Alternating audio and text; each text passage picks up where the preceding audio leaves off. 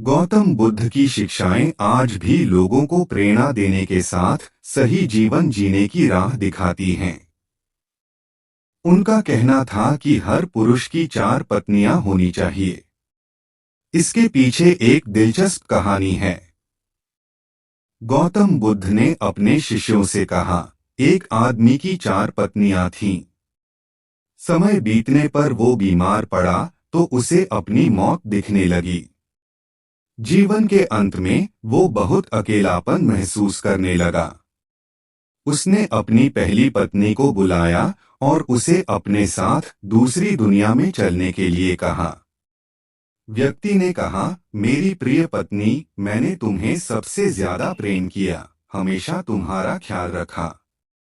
अब मैं मरने वाला हूँ, तो क्या तुम मेरे साथ वहां चलोगी जहां मैं मृत्यु के बाद जाऊं? पहली पत्नी का जवाब। उसने जवाब दिया, मेरे प्यारे पति, मुझे पता है कि आप हमेशा मुझसे प्यार करते थे और अब आपका अंत करीब है। ऐसे में अब आपसे अलग होने का समय आ गया है। अलविदा मेरे प्रिय। दूसरी पत्नी का जवाब। इसके बाद उसने अपनी दूसरी पत्नी को बुलाया और मौत के बाद के सफर पर साथ चलने की विनती की तो दूसरी पत्नी ने जवाब दिया, प्रिय पति, आपकी पहली पत्नी ने आपकी मृत्यु के बाद आपका साथ देने से इनकार कर दिया, तो फिर मैं भला आपके साथ कैसे जा सकती हूँ? आपने तो मुझे केवल अपने स्वार्थ के लिए प्यार किया है। तीसरी पत्नी का जवाब। मृत्युशैया पर लेटे हुए शख्स ने अपनी तीसरी पत्नी को बुलाया और उसे भी वही सवाल पूछा। तीसरी पत्नी ने आंखों में आंसू भरकर उत्तर दिया, मेरे प्रिय, मुझे आप पर दया आ रही है और अपने लिए दुख हो रहा है। इसलिए मैं अंतिम संस्कार तक आपके साथ रहूंगी, आगे नहीं जा सकूंगी। चौथी पत्नी का जवाब। उसकी चौथी पत्नी, जिसकी उसने ज्यादा परवाह नहीं की थी। चौथी पत्नी के साथ उसने हमेशा दासी जैसा बर्ताव किया था और हमेशा उसे फटकार लगाई थी।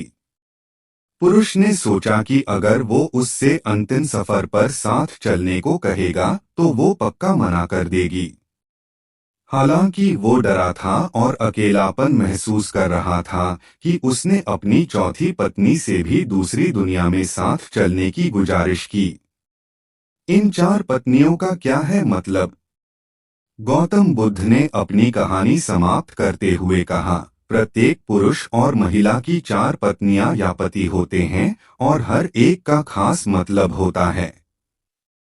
पहली पत्नी या साथी हमारा शरीर होता है, जिसे हम दिन रात प्यार करते हैं। सुबह के समय हम अपना चेहरा धोते हैं, कपड़े और जूते पहनते हैं। हम अपने शरीर को भोजन देते हैं। हम पहली पत्नी की तरह अपने शरीर का ख्याल रखते हैं, लेकिन दुर्भाग्य से जीवन के अंत में शरीर यानी पहली पत्नी हमें अगली दुनिया में नहीं ले जा सकती है। शव का अंतिम संस्कार किया जाता है। बुद्ध ने कहा, जब अंतिम सांस हमारे शरीर को छोड़ती है तो चेहरे का रंग बदल जाता है और हम अपने उज्जवल जीवन को खोने लगते हैं। हमारे प्रियजन इकट्ठा होकर विलाप कर सकते हैं, लेकिन इसका कोई फायदा नहीं होता है। ऐसे समय में शरीर को अंतिम संस्कार के लिए एक खुले मैदान में रख दिया जाता है और सिर्फ सफेद राख बच जाती है। यह हमारे शरीर का गंतव्य है। भौतिक चीजों का तात्पर्य दूसरी पत्नी हमारे भाग्य, भौतिक चीजों, धन, संपत्ति, प्रसिद्धि, पद और नौकरी को दर्शाती है। हम इन सभी भौतिक चीजों से काफी जुड़ाव महसूस करते हैं, जिसे पाने के लिए हमने कड़ी मेहनत की है। हम इन चीजों को खोने से डरते हैं, लेकिन इनकी कोई सीमा नहीं है। हमारे भाग्य ने जो भी इकट्ठा किया है, उसे हमें छोड़ना ही होगा। हम इस दुनिया में खाली हाथ आए हैं और मृत्यु के समय भी हमारे हाथ खाली होते हैं। जैसे दूसरी पत्नी ने अपने पति से कहा था, तुमने अपने अहंकार और स्वार्थ के लिए सिर्फ मुझे अपने साथ रखा और अब अलविदा कहने का समय आ गया है। बुद्ध कहते हैं कि तीसरी पत्नी का अर्थ यहाँ हमारे नाते रिश्तेदारों से है। यह हमारे माता पिता, बहन और भाई, सभी रिश्तेदारों, दोस्तों और समाज की तरह है। वो आंखों में आंसू लिए हमारे साथ श्मशान घाट तक ही आ सकते हैं। वो हमारे लिए दुखी और उदास रहते हैं।